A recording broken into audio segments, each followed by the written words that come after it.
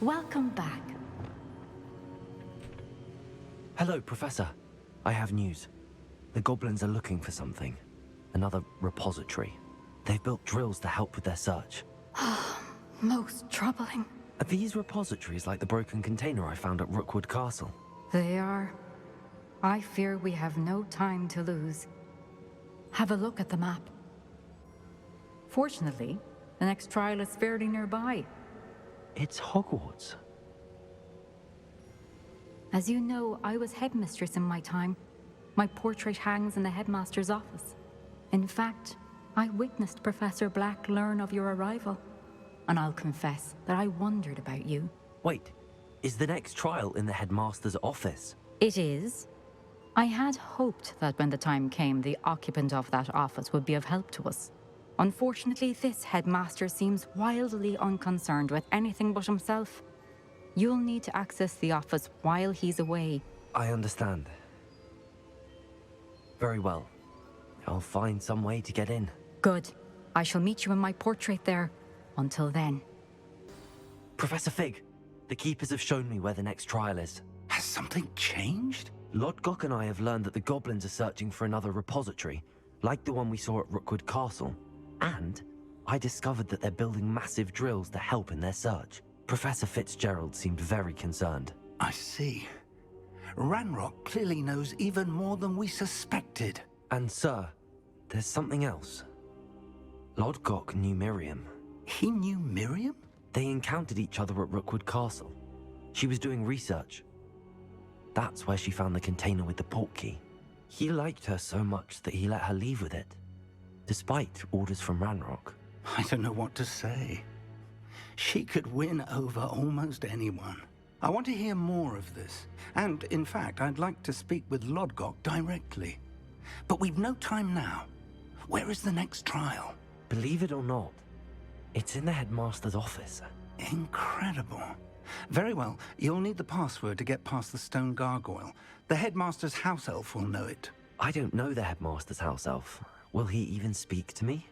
I imagine he's loyal to the headmaster. He is. So you'll need a disguise.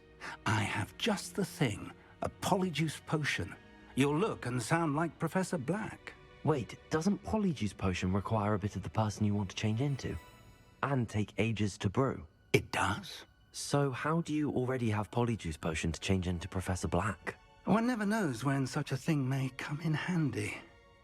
Let's just say I felt the need to be prepared for anything after my fruitless trip to the Ministry on his behalf.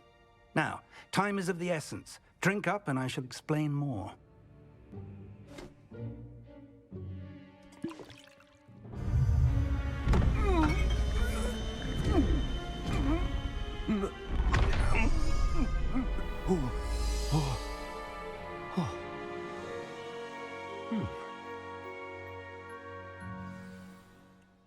How do you feel? Incredible. I won't forget that taste anytime soon. How do I sound? Convincing. I've taken the liberty of transfiguring your robes. As we discussed, you'll need the password from Scrope, who could be anywhere in the castle. You might look for Professor Kogawa. She's taken to badgering the poor elf about Quidditch in the hopes that he can convince Black to change his mind. Thus far, unsuccessfully. I see. But what if Professor Black sees me? Leave him to me. I shall tell him where to meet a liaison from the Ministry in Hogsmeade. That should give you plenty of time. Thank you, Professor. I suppose we'll meet again in the map chamber. It's rather strange to hear gratitude coming from Professor Black. I'll see you there. Do you have a moment, Professor? Professor, I was hoping to catch you. Places to be, Professor Sharp. Places to be. Of course, sir. Only... you'd asked me about a particular potion, and I I did, yes. Well, spit it out, Sharp. I don't have all day. Probably best not to discuss it here, sir. Really? Why can't we talk about potions here? Seems fine to me. Very well. I've brewed the cure for boils you wanted. I can drop it by your office when it's convenient. Of course, yes. No need for all the cloak and dagger. Simply have a student deliver it. A student. Very well, sir, if you insist. I do. And thank you, Sharp. I just hope you've brewed enough for all my boils. Now, Yikes. to determine which student gets this rather unenviable task. Chewing with your mouth open? Where are your manners? The future is... Professor, a word? Professor Black, again, it is not too late to reconsider your decision regarding Quidditch. We could still have trials and a somewhat shortened season. It would be better than none at all. But the injury, Madam Kogawa. Professor, more than one student has taken a bludger to the head on our pitch. I dare say it knocked some sense into them. And they're fine now. The fact that it happened to be a pureblood, well, that's no reason to... What nonsense! That you would trivialize the health of a student over a silly game. A silly game? You are quite impossible sometimes. Sir, I've a good mind to write to the Department of Magical Games and Sports at the Ministry about you. I should think you'd have better things to do with your time. Now, where's my elf? Good day, Professor. And I spotted Scrope in the Great Hall. Seems to be avoiding me. I wonder why. Good day, Madam Kogawa. All right, we had to have one conversation with a student. Miss Broom, a word. Oh, Professor, this is an interesting surprise. It's Bloom, by the way. Remind me of your area of affinity, Broom. OWLs are swift approaching. Charms, sir. Non-verbal spells. Might work on one that makes me disappear. Well, keep at it, Broom. And before you know it, you'll be as invisible as that new fifth year seems to be. They're not invisible. I mean, I've seen them about. Yes, sir. Speaking of invisible, where's my blasted house elf? Of course. Professor, a word, please. Hello, Professor Black. Ah, Professor Weasley. How delightful to see you. Sir?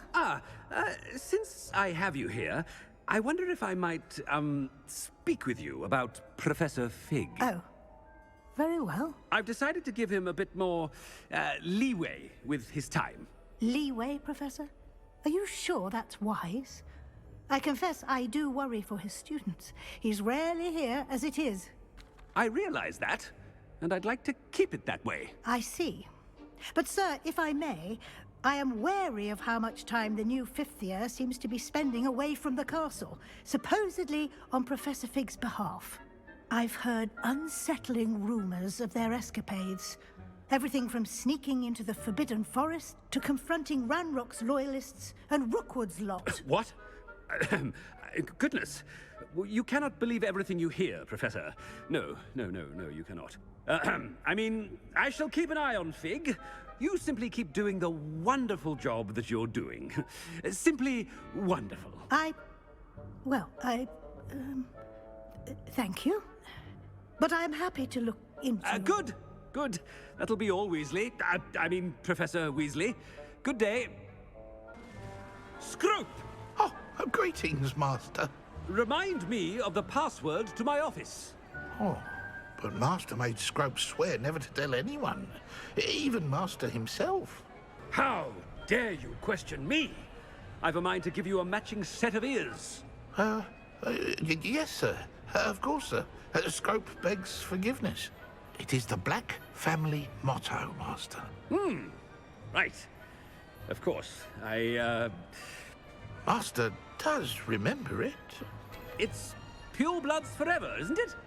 Close, Master. Scrope thinks Master is indeed testing Scrope. It is always pure. Obviously. And, of course, as Master knows, in French.